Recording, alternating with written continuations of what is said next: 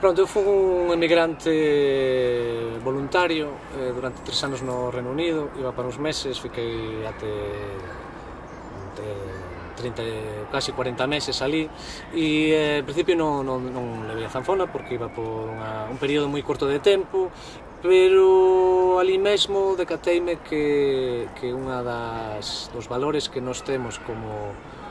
cultura é a nosa propia música, precisamente desde a diferencia que ten con outras e a similitude que ten con outras músicas europeas, e foi simplemente dicir que eu tocaba o que sabía de música tradicional galega e que tocaba un instrumento como a zanfona,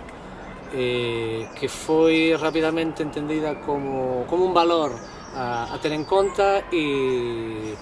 pronto, tuve que voltar por ela porque dime conta á vez que me iba a abrir moitas das portas á relación social, que era o que eu realmente buscaba cando iba ali. Buscaba unha experiencia de vida e a zanfona axudoume a